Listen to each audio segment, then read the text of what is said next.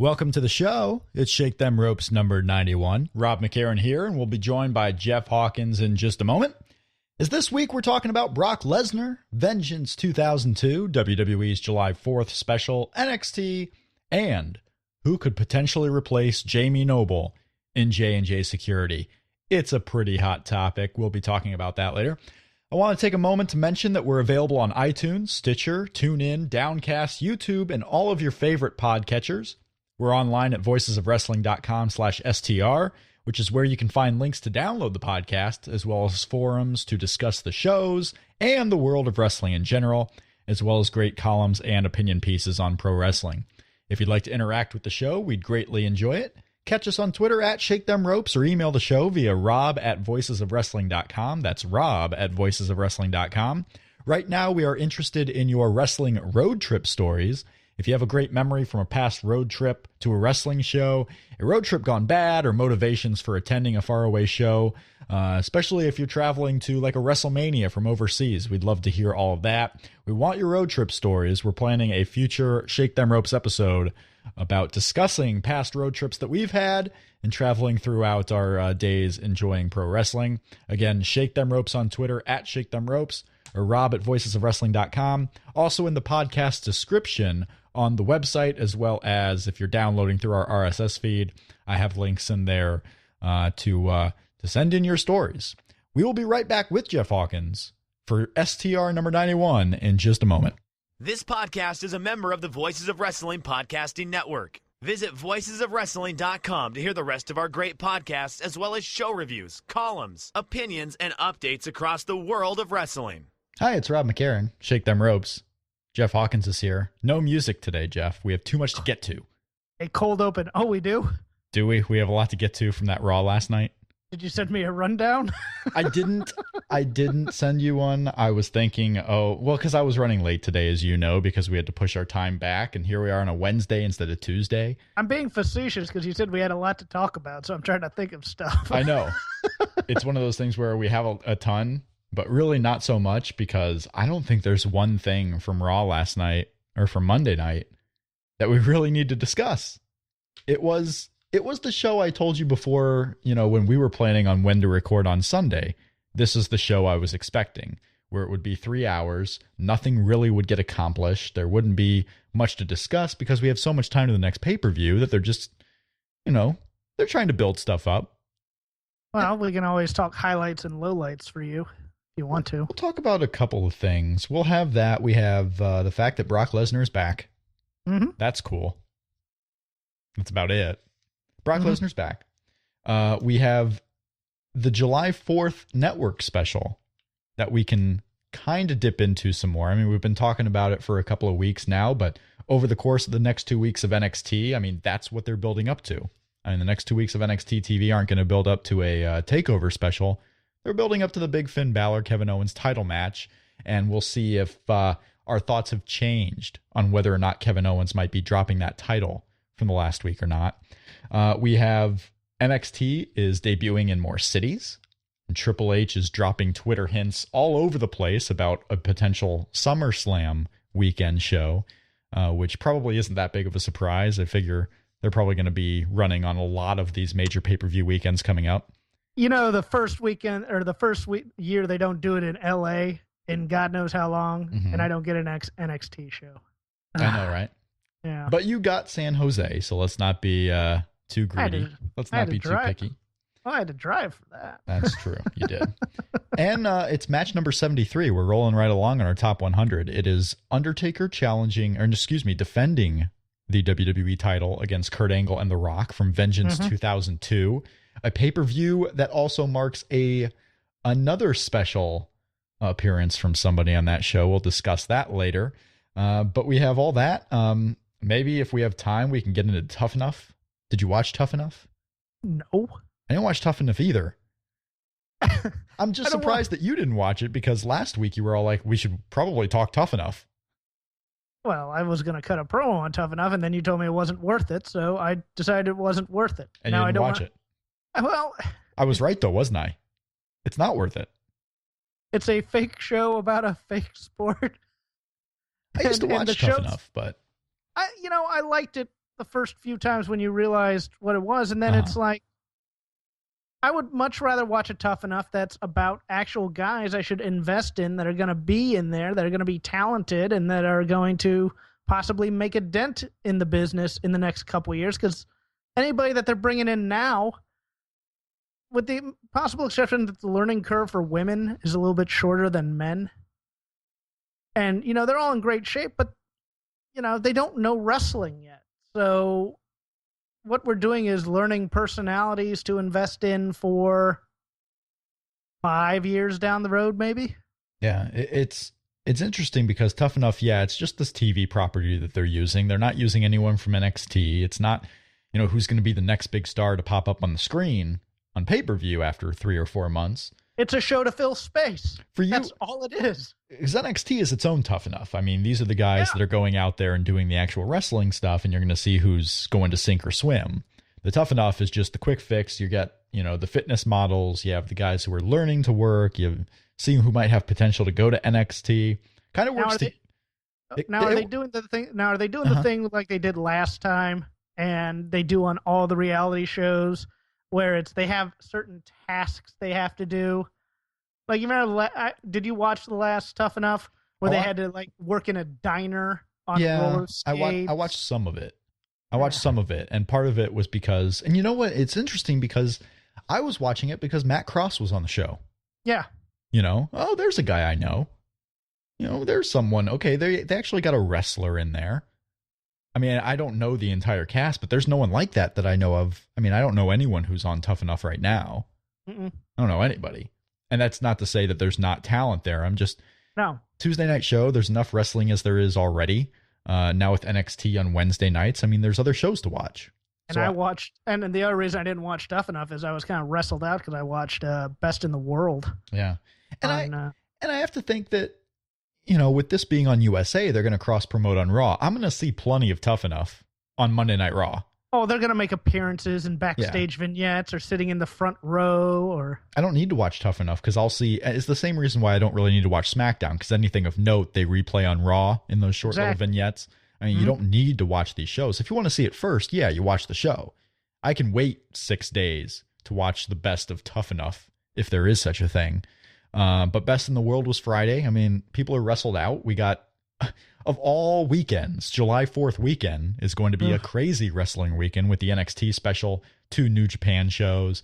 We have the build up to Battleground, which, is propped up by a Kevin Owens John Cena match. I mean, Battleground is going to be a show you have to watch now because you have Brock Lesnar and Seth to see what happens there. And you have Kevin Owens and John Cena. There are 2 big main events on Battleground of all shows, which is recently, over the last couple of years, Battleground has been the worst show every year. It is not going to be that way this year. Great American Bash coming up. The Great American Bash. You say that facetiously, but the next match on our Top 100 Countdown is from the Great American Bash. Probably didn't even know that. It's the isn't it the Young Guns Midnight Express or Young Pistols Midnight Express? Midnight Express and the Southern Boys. Southern Boys, Young Pistols, same thing. Is it? I don't know. In 1990, just getting into it for next week, they rebranded a lot of the more controversial tag team names to be more marketable, and nobody wanted pistols in wrestling, and I think they renamed the New Zealand Militia the Royal Family at that point. It's hilarious now because you have the Young Pistols changing to the Southern Boys, and that's better. Yeah. The Southern Boys, by the way, Steve Armstrong and Tracy Smothers, a better tag team than many out there. Dylan Waco on the Voices of Wrestling forums is doing his tag teams that are better than Kenta and Naomichi Marufuji. And the Southern Boys made the list. He says there are 1,000 tag teams better than Kenta and Marufuji. Well, that should keep him going for a while. Voicesofwrestling.com/forums. Yeah, I think he's already listed maybe 200 or so. So that's something. The Southern tag teams, of course, make the list. I'm waiting for the Jimmy Rave, Alex Shelley tag team. Quite great, by the way. While we're stalling here for a little bit. Is that what I was just going? I'm free flowing. It feels like we're free flowing and really don't have a lot to say. There's not a lot to say about Raw.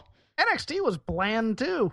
That's the other problem. Is I could if I didn't like Raw, I could go to NXT. The last 2 weeks of NXT have been, well, we had 2 weeks ago where it was strictly jobber show. Yeah. It was Squash Show City. Every match. I mean, there were 6 matches on that show. Every match, 3 minutes long, Squash City. Tonight's episode, and by the time most of you listen to this, you've probably already seen NXT, maybe. I mean, tonight's episode is the first episode from the newest set of tapings. Oh, okay. You get the build up to the July 4th special with Finn Balor and Kevin Owens. I believe it's tonight's show. It might be next. I believe it's tonight's show is the highly anticipated Rhino and Finn Balor match. Okay.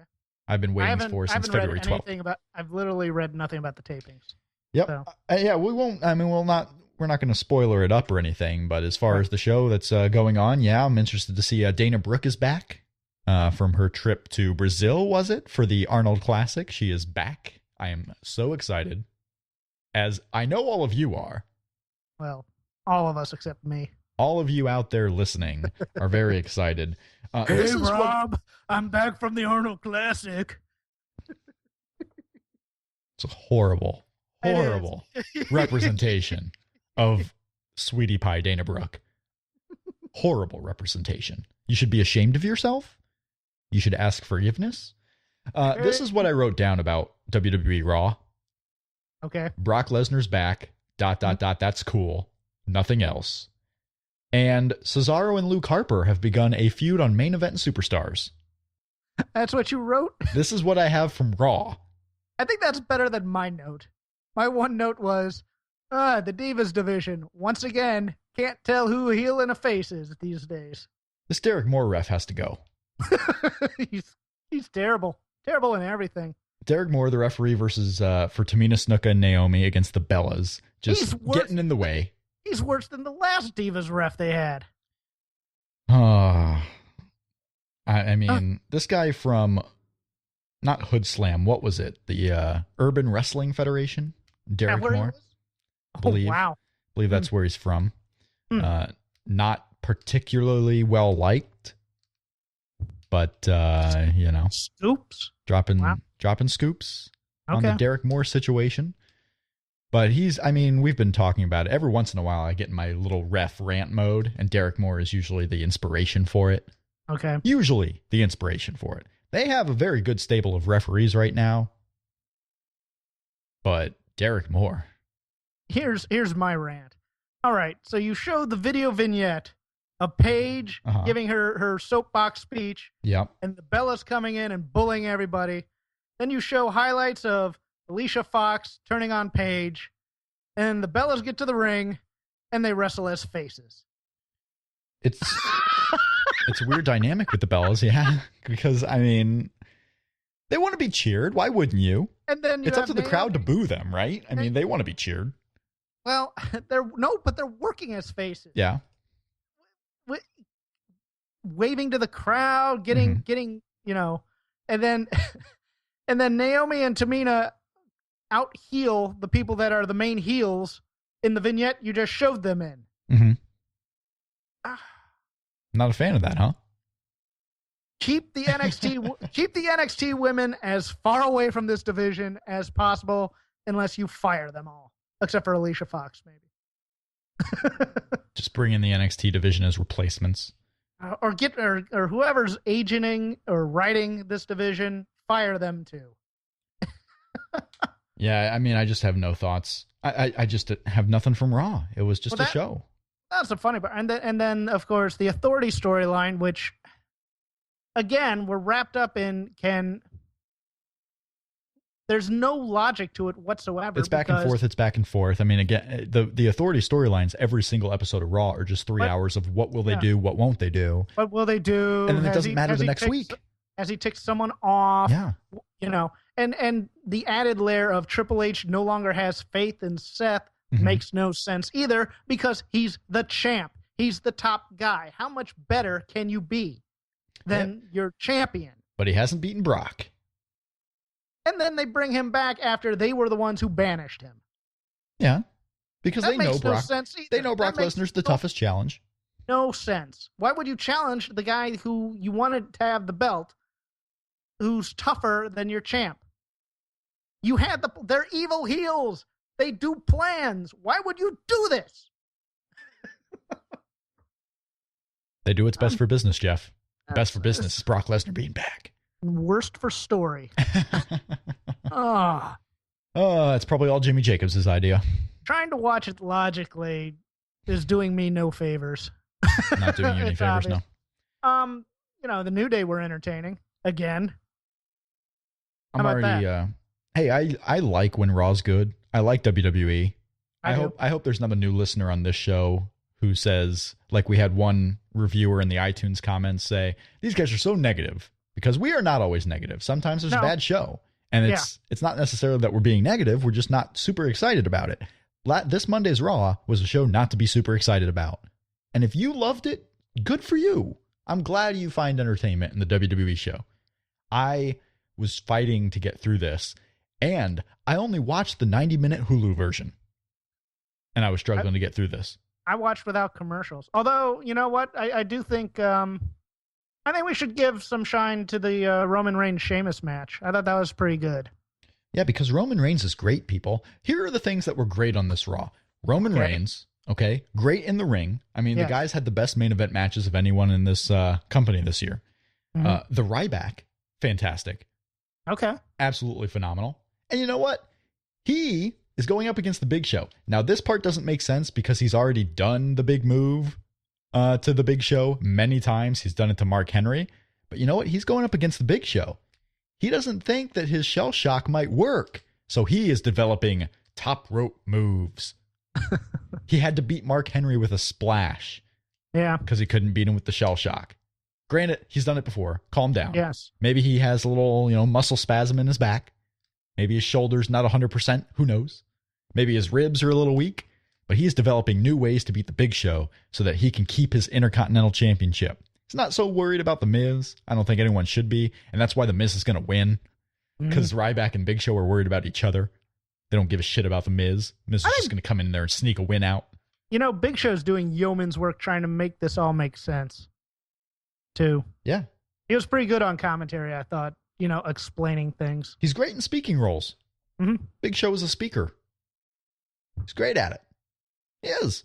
But, I mean, those are the good things of Raw. I mean, I thought the Beatdown main event segment was particularly fine because Brock Lesnar is that badass he didn't go down. It's not the three guys all just jump on him and he goes down easily. I mean, he was fighting back from the final moment. He was doing his best. Talk about guys who sell the most also. The Ryback and Brock Lesnar are the best injury sellers right now in WWE. The Ryback is told most of the time, don't do it. But when he actually sells, I mean, people thought he was legit hurt at SmackDown on the SmackDown tapings on Tuesday after a Big Show beatdown. No, dude's just great. Dude makes you believe. But Brock Lesnar is on a whole new level from anyone in WWE right now as far as in-ring performance. There are little things. I mean, Xavier Woods was, again, amazing. Kofi, pre-match, through the match, pretty good. The one thing that got a cackle out of me was during the backstage segment with J&J and the Authority, when Jamie Noble called them Yoda. Look at Joey Mercury's face. It's just the best. So now with Jamie Noble out for a little bit here, broken ribs at the hands of Brock Lesnar. Think Joey Mercury is going to disappear from TV? Or is it going to be Jay Security? I play that up. I read an idea online that was pretty good. If you want to hear it, sure. Why not? It's not my original, but Jack Swagger being the second J. Bring in Jack Swagger, J&J, and he's a guy that Brock could kill. I think you can make that work. Actually, yeah. You can have a Brock Lesnar Jack Swagger match if you want to. Maybe put that on the July 4th show. I know right now it's Kofi Kingston and Brock Lesnar. Maybe you go with Jack Swagger. I don't know. I don't mind them disappearing either. That's fine with me, too. I think they do well in their roles together. They replace Jamie Noble with Jack Swagger. I think that could be an exciting time for Jack Swagger. Hey, he'd be on TV. He just won a dark match against the King of the Ring. So winning a lot of these live event matches and a lot of dark matches. He was on the house show tour this weekend against Brad Maddox, was Jack Swagger. So, things are looking up for the former world heavyweight champion. Yeah. But yeah, Cesaro and Luke Harper. Cesaro's tag team partner, Tyson Kidd, today had surgery on his neck. He's going to be out for probably a year. Eric Rowan seems to be injured from the Michigan House Show tour this weekend. So now Luke Harper is without an opponent. So what do you do? Hold on. I got another idea. Jay Uso as the second Jay. I think we kind of moved on from the whole who's going to fill Jamie Noble's shoes on Raw. Who is good enough now to fill Jamie Noble's shoes? Let's think. Whose name starts with a J? Let's not make this into sports talk radio where we turn a half hour over nothing. Is Jeff Jarrett coming back? I'm so sorry, listeners. What's Jeff Hardy up to? You know whose name starts with a J? John Cena. Coming up next, will John Cena join J&J Security? Oh, I've hit rock bottom. Luke Harper and Cesaro on Main Event and Superstars this week. Nice little TV feud. Now that Titus O'Neil is fully set on Raw, they need another Haas battle. You mean a TV feud that's not on TV? It's on, it's on international TV. It's on WWE Network and Hulu. If you have Hulu Plus, you can get Main Event weekly. Right. In between episodes of Seinfeld, you can do all that.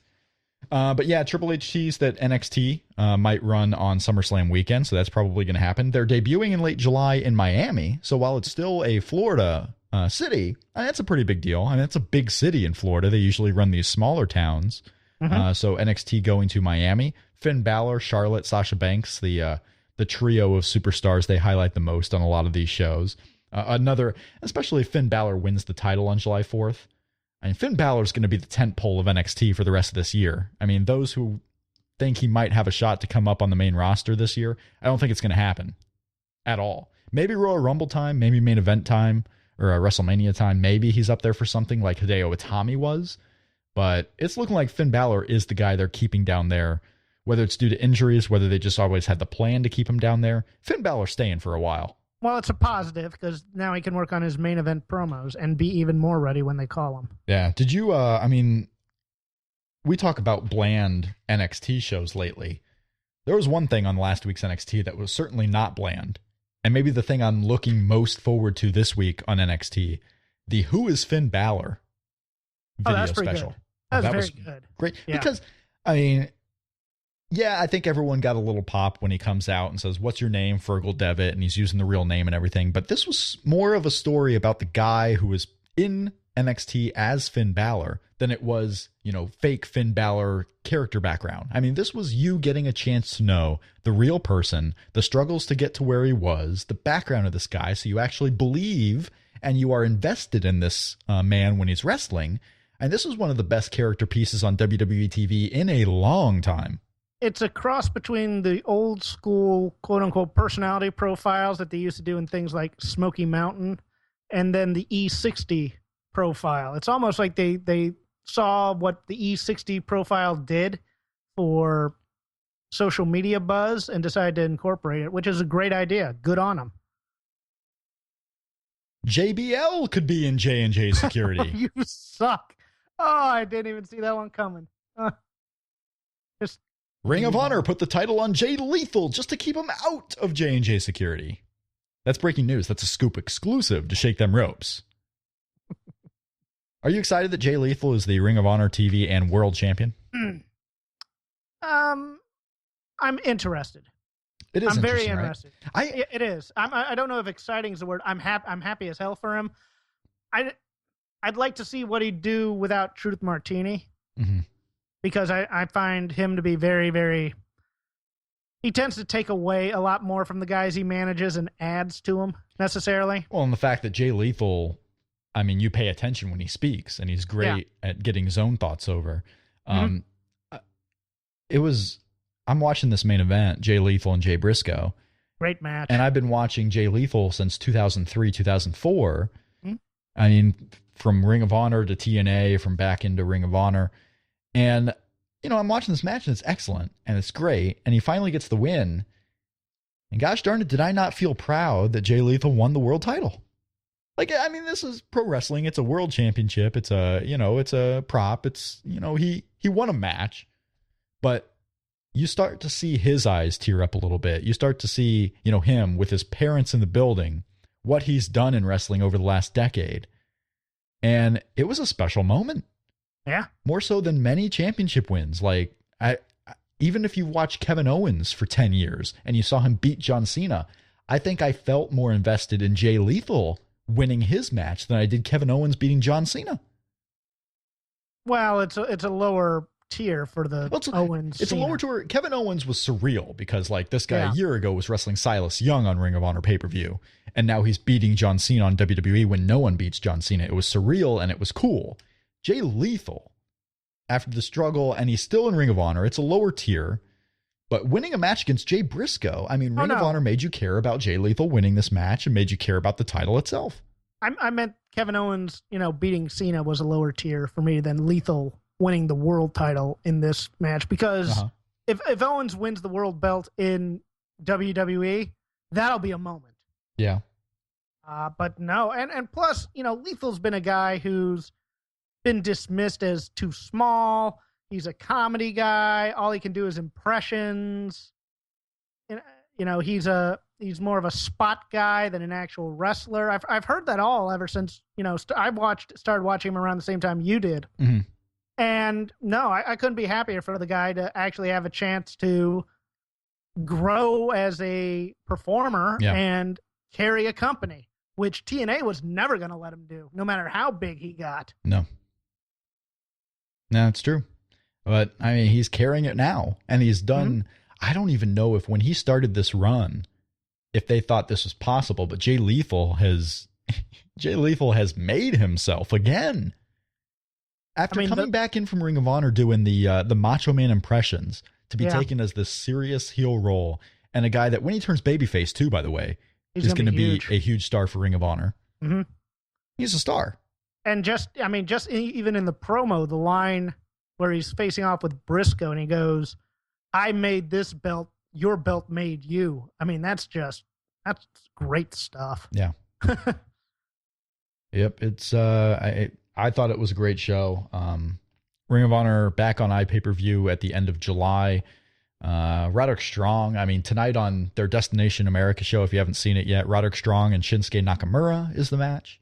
Roderick Strong continuing his run as one of the best indie pro wrestlers around over the last couple of years.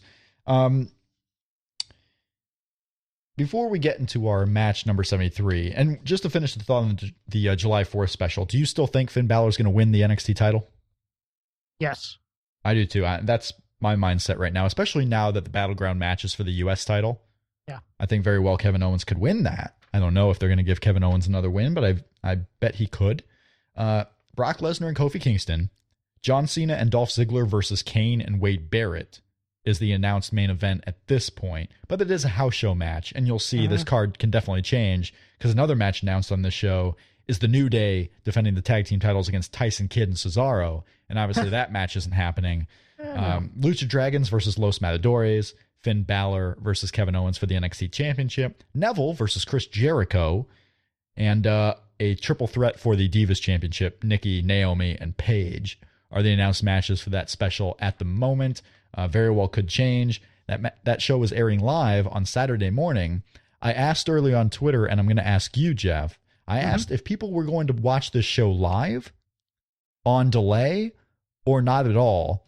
And we got a few responses back, and the majority seemed to be anticipating watching this show live on Saturday morning on July 4th. What time does it start? It's going to start for you at 2:30 in the morning. Delay? Yeah, you're going to watch on delay. It's starting at 5:30 Eastern, and it's going to be very late on a Saturday night for you, or on a Friday night for you. But yeah, most people I would imagine, are going to watch this on a delay. They may actually have to watch it prompted by Raw the next night. Like, WWE Network on July 4th weekend, you come back on a Monday, you watch Raw. Oh, there was the special event on July 4th. I should go watch that. So I would actually think that the majority might watch it during the week, like not on that weekend at all. Because if you're a casual fan, are you really taking time on July 4th weekend to watch a 3-hour WWE event? Well, for me, I might be working So I'll be working from home and then watching the event while it's work, on the holiday stuff. It's going to be, I mean, yes, there's an NXT title match on the show and it's a Brock Lesnar match, but largely this is going to be an event that isn't really, not to say special, but not important. No, it's for completionists. Yeah. Pretty much. Yeah, but it'll give you something to watch on the weekend, and maybe they air it again on a Tuesday night and promote that. Like, after Tough Enough, go to the WWE Network and watch our July 4th special with Brock Lesnar destroying the New Day. Yeah. Destroying the New Day. TNA Slammiversary is this weekend. I finally got the day right. It's this Sunday. They're live on Destination America. The news coming out of TNA, and we're not going to spend a lot of time on it probably, they're taping 8 days in a row coming up at the end of July. 8 days in a row. Actually, it might be 9 days now. I think they added a day. From July 22nd to July 30th. They're taping Explosion TV, Impact TV, and they claim they're taping another one night only pay-per-view on one of those days, but we'll actually see because they got all the shows for this year done pretty much. There's a lot of talk within the company, and it hasn't gotten out too much yet, but there's a lot of stuff going on that, talent is thinking this might be the last TV tapings they have this year. Because this could complete the Destination America deal, because if they're taping 9 days in a row and it ends up mostly being for Impact, this could take them until the end of September. And they just cut 2 more guys, so I could see it. Gunner is gone. Sam Shaw is gone. Austin Aries may be gone after Sunday. Mm-hmm. They could be taping for the rest of their year and then just seeing what happens. Like, there may not be any TNA events in August or September. And at that point, now we're not getting to the point where, because they haven't taken a ticket since January. They haven't sold tickets to a show since January. All their TV tapings have been in the Impact Zone and they've been for free. They haven't taken a paid ticket since January. Now we're talking about 2 months where they potentially could not be running any shows at all. Like, there's worry that... Oh, there should be. Dave Meltzer reported that they're getting cut in September, October from Destination America. I mean, I have to believe that's probably true. They're going to cut bait, and now you're taping at the end of July for all those shows. Are they going to pull a Jarrett and tape TV for hopefully a new station if they get one? Probably not. Because they waited, when they were done off of Spike, there was a period there before they got on Destination America where they had no new content. They were showing replays at the end of their Spike deal because they didn't want to tape TV until they had a new TV deal. I don't think they're going to be just spending money taping TV for a company that doesn't have a TV deal.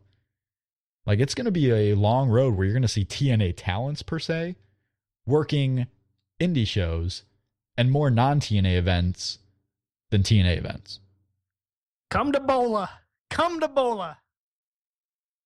Your PWG has announced 10 names already for Bola. Yep. And some are surprises. Some are past Bola performers and some are past bring-ins, but doesn't feel like they've named any regulars, if you know what I mean. No. Roderick Strong's not in. Yeah. Plus they have the Mystery Vortex show Friday. They have 2 shows in between Bola, right? Yeah. Yeah, they have Mystery Vortex, which is coming up. July 24th is, what are they calling that show? I'm going to look up the old... Isn't that Three PW. Mendes? That's Three Mendes, right. So you have Mystery Vortex, where you don't know who's going to be on the show. This is Friday night. Mm-hmm. You have Three Mendes on July 24th, which is also the day of Ring of Honor's next iPay-per-view, as well as the GFW TV tapings in Vegas. All on the same day. Now, I'm not saying GFW is going to keep guys away, but look at the names that have already been announced for that Three Mendes show. Jack Evans, Davey Richards, Eddie Edwards. Eddie Edwards and Davey Richards, by the way, July 24th, that's one of the days TNA is taping TV. So what about that? Akira Tozawa returns. Angelico. I mean, these are names that you wouldn't normally see in PWG, regularly. Because there might be some names, like the Young Bucks might be working the ROH show. Right. Some of these guys might be working GFW. So they're going to have to spread out. You have a lot of the European names announced for Bola. Yeah, there's Chris Hero and Biff Busick, and Mike Bailey's been announced. Brian Cage is in there. So I guess there are some regulars. Ricochet is coming back. It's an interesting time for Bola because a lot of their shows are corresponding to other events. The Young Bucks haven't been on a show since February. Right. Because they've been in New Japan. They've been in Ring of Honor. They're probably going to have a date on July 24th already that they can't come back to. Yeah, it's weird. You have the big dog in WWE, and then you have everybody else who's fighting over the same crumbs. They are. And in some cases, I wouldn't call them crumbs. I mean, the Bola lineup is amazing. Roderick Strong is in high demand. The Young Bucks are in high demand. AJ Styles is working every day he wants to. But you also have to look at it as, okay, PWG is great, but, that's not a TV deal or a national company. It's a local promotion for Los Angeles area fans that, has a nice DVD following. Yep. Yeah, but it's an interesting time because you got to say, the lineups are different than they were a year ago. And they're pretty exciting. I'm just interested in seeing what names GFW, Global Force Wrestling, is going to provide on that July 24th show, because you do have the Ring of Honor pay-per-view. You do have PWG. Who is going to be on that Global Force show? Matt Morgan, the Dudleys.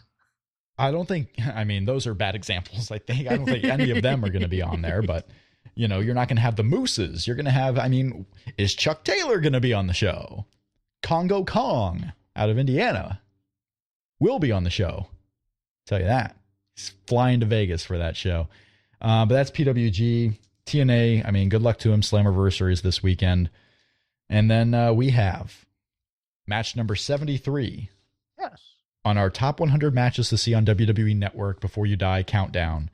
The Undertaker, Kurt Angle, and The Rock for the WWE title from Vengeance 2002. Triple threat match for the title. This show came before SummerSlam 2002, which is finally remembered as one of the best pay-per-views WWE produced that decade. One of the best SummerSlams. I think it might be the best SummerSlam of that decade for sure. Some of the recent ones have been pretty good. Exciting time. This was the rise of Brock Lesnar. And Vengeance 2002 on this show. The pay-per-view debut of John Cena defeating Chris Jericho. That was his first ever pay-per-view show. This came a month after the loss to Kurt Angle on SmackDown. This came after he was kind of building a little feud with Chris Jericho. He had lost to Chris Jericho on SmackDown, and then they had this pay-per-view match. But this was the debut of John Cena. Brock Lesnar and Rob Van Dam for the Intercontinental Championship, kind of something for Brock to do before he got the big title match. And this triple threat, where when all was said and done, The Rock won the championship from Undertaker to defend the title against Brock Lesnar at SummerSlam, and then The Rock was gone again. Was he? Yeah, he was gone for a bit. Came back in January, I believe, to start the program with Steve Austin for WrestleMania 19. The first thing that stood out was I watched the video package leading up to the match. Uh-huh. I loved the way that this got from a singles match to a triple threat. Yeah. I thought that was genius. Where it was Angle and Undertaker, and they had him in the choke, and at the same time as the 3 count, Undertaker tapped, so it was considered a draw, so they stuck them both in the match. Yep. I thought that was great. That was great. Yeah, it seemed like 2002 was an interesting time creatively because early part in the year you had the NWO coming in, so you had Hulk Hogan back, you had Brock Lesnar, the rise of him, you had Kurt Angle, The Rock, Undertaker, a lot of these big names, a lot of these creatively gifted guys that were all wrestling, and you had to figure out what to do with them. It seemed like everything was motivated. Like, this was a pretty good summer. We talk about how summers now for WWE over the last several years have been kind of stagnant. You're just pushing through a couple of months until you get to SummerSlam and Survivor Series. This summer was not like that at all. Like, no. Titles were changing. Every main event had a big name in it and had a big fight feel. This was an exciting time coming after the previous summer that was super exciting with the invasion angle. Mm-hmm. They were having some good summers here in WWE. People were into it. People were into this match. This was in the first 5 minutes. Wow. People were feeling like it was, they were going to the end here. Like, this was the final moments of the match in the first 5. They were hyped into it. I thought. Kurt Angle's an absolute beast in this match. Just an absolute beast. Kurt Angle's a beast, but talk about the one I think this is a memorable moment for those. You may not realize it was this match, but The Undertaker and The Rock were facing off as this match first started. And Kurt Angle they're talking trash to each other. The Rock and the Undertaker. And Kurt Angle is kind of talking trash to both of them. What about me? What about me? They're not paying attention to him. Yeah. And all of a sudden, Kurt Angle notices this, and he's looking back and forth at the two guys and jumping around trying to get their attention. So he pushes them. They kind of get his attention. And then he's talking trash even more. And they just start beating him up. Kurt Angle, less than 3 years as a primetime player in WWE. Mm-hmm. This guy was great right off the bat. He was a workhorse in this match. You had The Rock and Undertaker working hard because it was still a main event, and they were into it. The Rock was going for the championship. But this was a really good triple threat. Sometimes you have these 2 tiers of triple threat matches in WWE. You have the lower card triple threat matches, which tend to often end in the stealing of the pin finish. Yeah. Where one guy hits a big move, other guy pushes that guy out, covers him, that's it. And then you have the main event triple threat matches, where you get a legitimate ending, usually. We talked about the Royal Rumble triple threat earlier this year with Seth Rollins, Roman, and Brock. You have, was it Roman and Seth Rollins in the triple threat? No, Roman won the Royal Rumble. What was the... Cena. Okay. You have triple threats like that, where you kind of tease the stealing of the pin, and then they wrestle for a little bit more, and you get a true finish. That's the main event style triple threat, where you get a true finish, and it goes all the way to the end. And, some people complain about the stealing of the pin finish. I think that's okay if you do that and keep it to the lower card triple threats, but keep the big ones important like this. Well, the other thing is that the way that this was built into a triple threat, it made you want to see a triple threat match as opposed to it's a feud with a third guy thrown in. Yeah. All 3 of these guys have a reason to be in this match. Yep. And it's legitimate, and that's also what makes it exciting, is that the fact that it is a main event triple threat. And you had a lot of instances where all 3 guys were fighting at the same time. Sure, there were the moments where one guy was out, and you have to have that. But for the most part, all 3 guys are fighting each other. And it wasn't just for, there's another thing in triple threats where you can tell the WWE's kind of micromanaging where they want their big moments at and how they want people to respond and whatnot, as opposed to letting the fight do the flow of it and having the moments within there. Mm-hmm. And that's what I liked about this one. I'm thinking about the Cena versus DX triple threat. Yeah. Where they have the standoff and it immediately starts with Shawn Michaels super kicking Triple H out of the ring. You knew that was going to be a moment. This one was more of a fight feel, and I liked it a lot. You can tell that the stealing of other people's finishers is now almost a trope to build drama. Although it works here and I like it a lot, but I was sitting there going, man, they really go to that a lot now in triple threats. Yeah. Where one guy steals another guy's move to pin him or to try and pin him. You do see that a lot. And that's what I'm kind of saying. I tend to seem like I see it more in triple threats that aren't as important. They might be for an undercard title, or they might be, a match on Raw where, hell, it's better than a distraction finish. Because you know what? That's a story in the triple threat match. You have to watch your back at all times because there's a third guy in there. Yeah, the thing that makes this better than that, though, is that it was just other guy's finisher after other guy's finisher after other guy's finisher after other guy's finisher after other guy's finisher. Yeah. But I really like this. And especially all I could think of was towards the end of the match where Angle's just getting thrown around like a rag doll by both these other guys. He has blood all over him. He has snot coming out of his nose, and I'm like, this guy is a machine. He was just an absolute machine in this match. He was. Kurt Angle was fantastic. One of my favorite wrestlers of all time. Kurt Angle is. Triple threat match, man. This went by so quick. It's 20 minutes long. Mm-hmm. I was watching this and I couldn't believe when it ended. Like, it made sense and it ended in the perfect time. But I'm like, wow, that felt like 5 minutes. I'm watching this show and I wish pay-per-views nowadays could feel like this. Like, great matches you want to kind of go on. Sometimes you think, okay, that could go 5-10 more minutes. I would be so into it. This was so exciting. But you know what? It's better than wanting to, say, all right, guys, wrap it up. This match, in the end, went the perfect time. But I was like, that was so quick. And I think I was into the whole thing. Oh yeah, the crowd helps this because they didn't sit on their hands until the false finishes started. They were into this from the bell. I tell you, I'm watching this match and I'm thinking, okay, there's some other interesting things. Like maybe I should go back and watch Brock Lesnar and Rob Van Dam from the show. Maybe I should go and watch John Cena and Chris Jericho. Like this crowd and the way this presentation was given to us on Vengeance 2002 made me feel like, oh, maybe I should watch some other stuff on the show. I like Biker Taker a lot. I know a lot of people didn't. I did. I liked it because it was more real. Yeah, Mr. M. He's the hardcore MMA fighter. Yeah, he's coming in. He's bigger than you. He's gonna be bigger than everyone he steps in the ring with, and he's gonna beat you up. And you're afraid of him. He's working that way. He's giving straight punches. I like Dead Man Taker too. Like when he came back as Dead Man Taker at WrestleMania 20. Like I like that iteration of his character too, just because like it. I mean, this is it's a presentation. It's a show. It's theater. And I just like the presentation of Dead Man Undertaker. But Biker Taker was a nice refresher for the guy. Yeah. Go out and see it. Definitely. You will be invigorated by WWE if you watch this match. And you can watch the show. Also on the show, Hulk Hogan in a tag team championship match as he and Edge took on Christian and Lance Storm. Yeah. I forgot about that. That was a program that happened, everybody.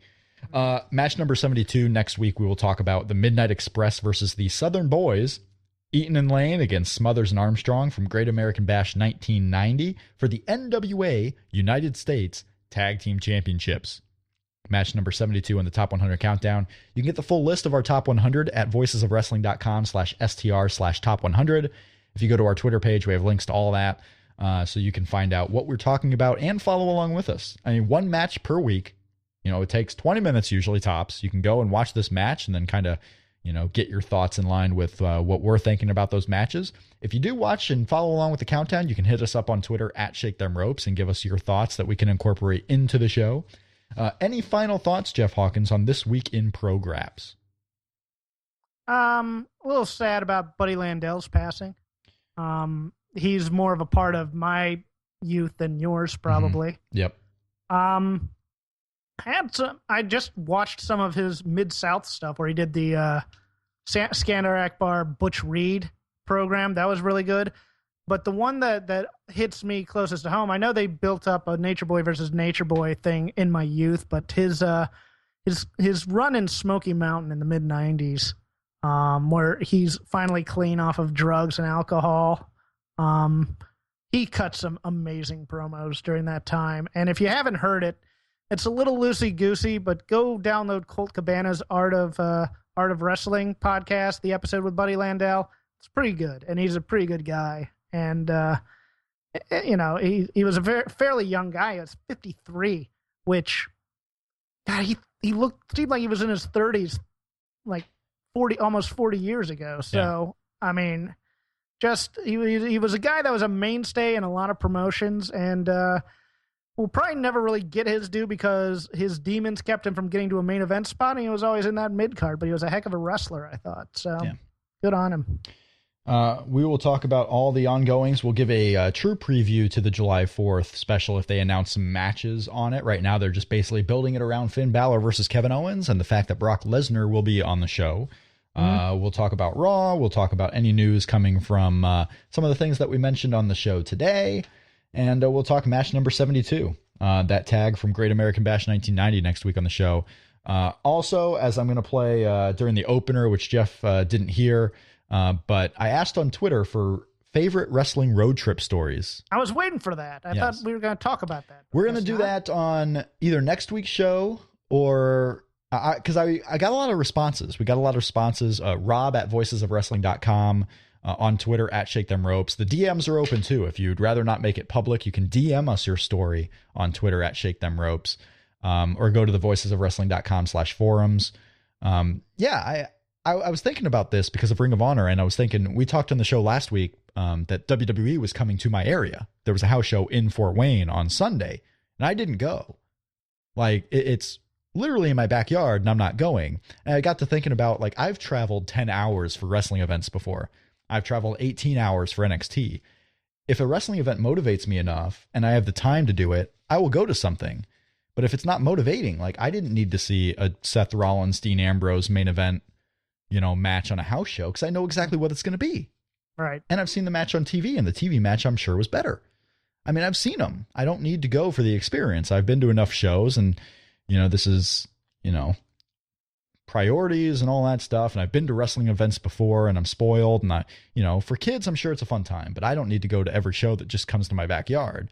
And I was curious if there are others out there that have had really good road trip memories, like whether you've met people at these different events, whether you had road trips gone bad, whether there was something you just wanted to share.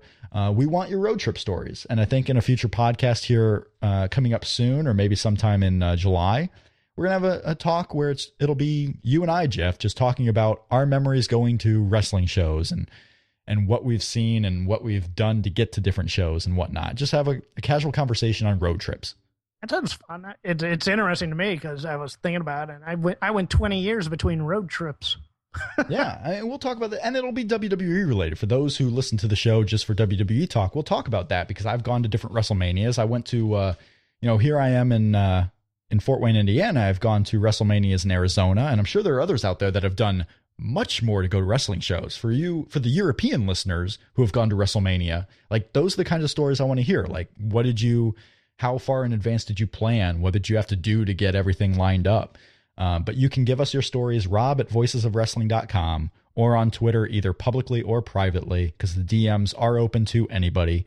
But I want to hear these stories. We'll have a description or a link in the description for the message board post where if you'd want to put it in there, we can talk with others about this. But I'm interested in your stories. I'm interested in the stories about traveling to pro wrestling for a future Shake Them Ropes. And we'll have all the info on Twitter and in the description. That really does it for this week's show. We'll be back next week with more Shake Them Ropes. For Rob McCarron, Jeff Hawkins, so long. I love us. I love us.